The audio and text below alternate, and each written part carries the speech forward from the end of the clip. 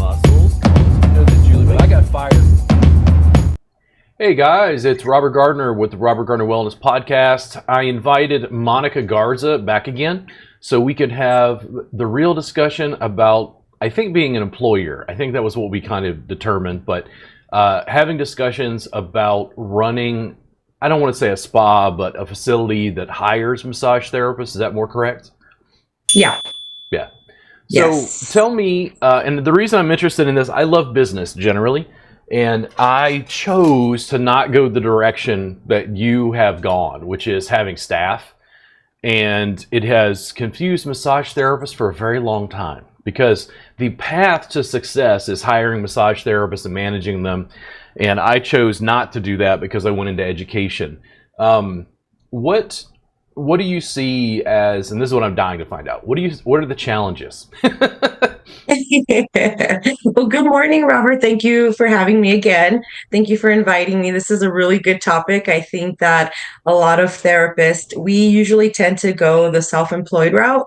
So when one of us tends to have that bold idea of actually creating, a business out of it, whether it's storefronts or hiring people or whatnot, it can be very challenging for us. We're good at what we do, but doesn't mean that creating a business and hiring staff can be just as easy.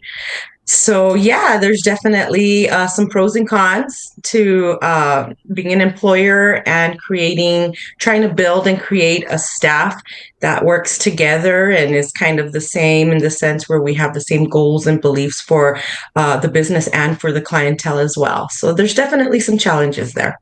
Yeah.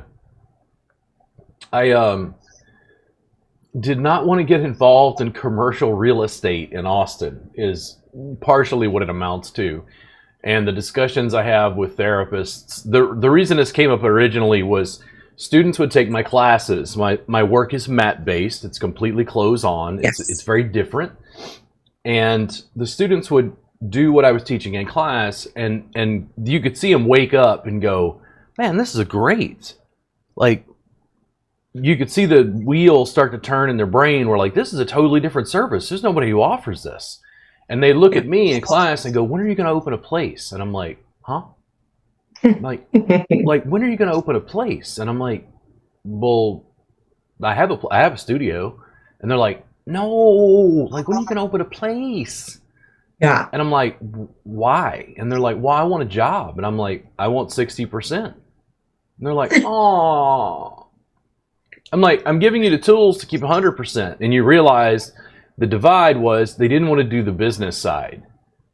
They wanted me to do the business side. And I'm like, I thought about it and I said, okay, listen, I'll open a brick and mortar when I can buy the shopping center. Right. And they all went, what? I don't understand. That didn't make any. And I'm like, no. Brick and mortar is a real estate game. Sure is.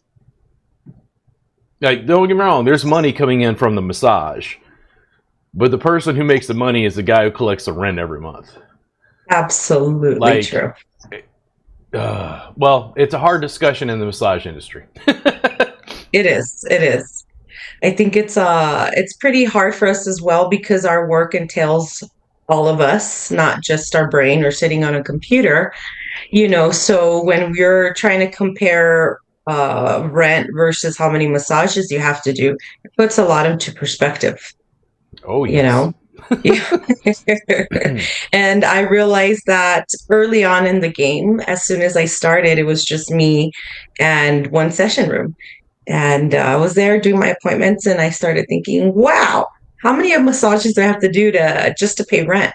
Yep. And that's not even including all expenses of the rest of the business, plus anything payroll, anything that I need to take home to pay personal bills. Yeah. So it is definitely a challenge for sure.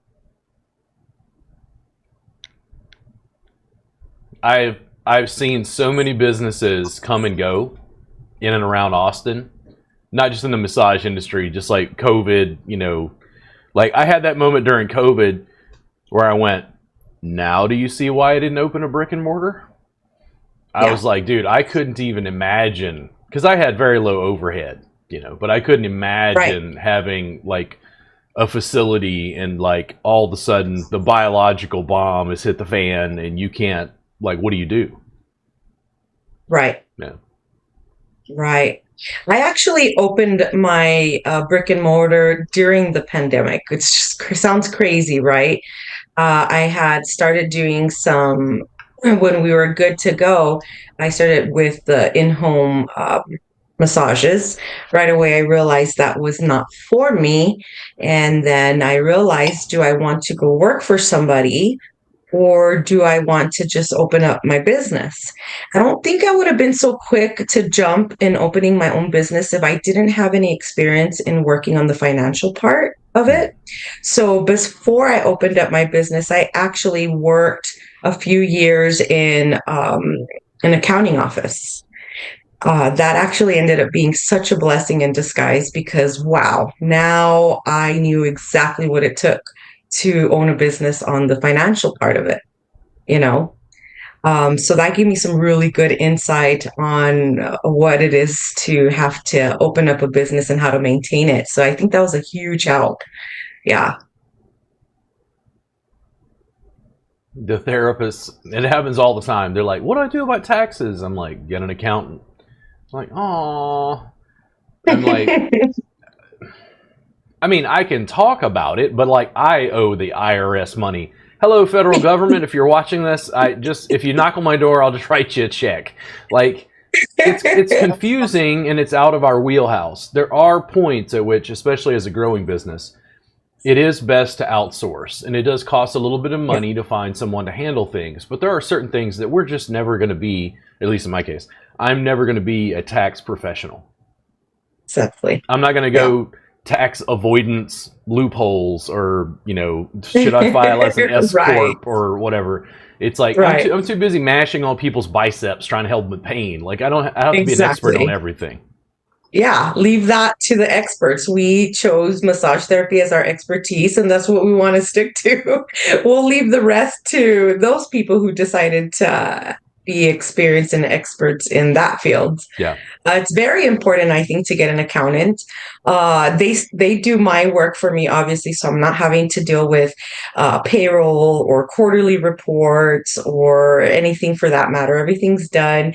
But it definitely, even though working there and I don't handle that aspect of my business anymore, I still understand it. Yeah.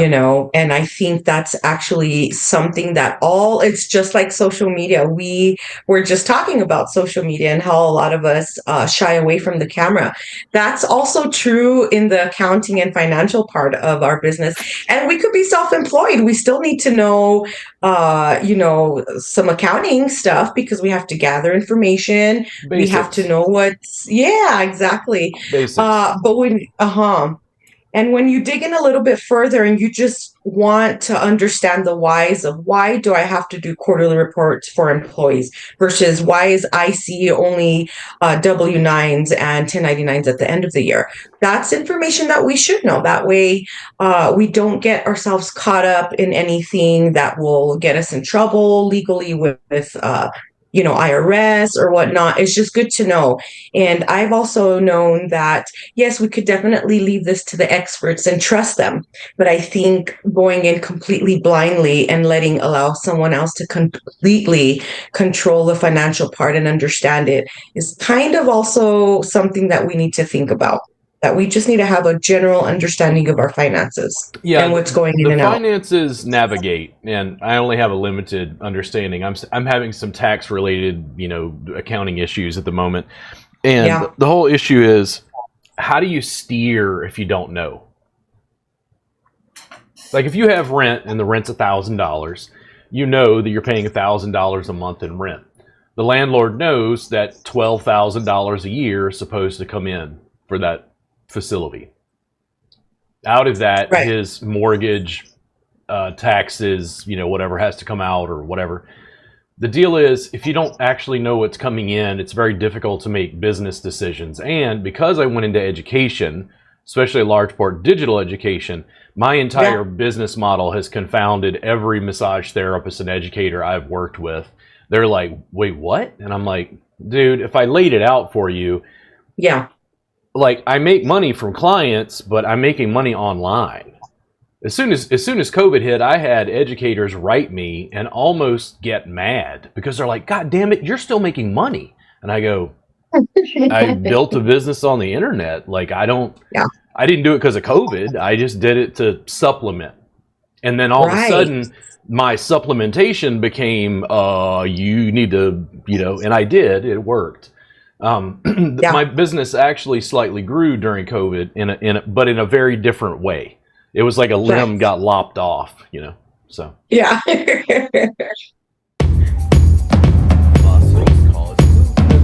I got 5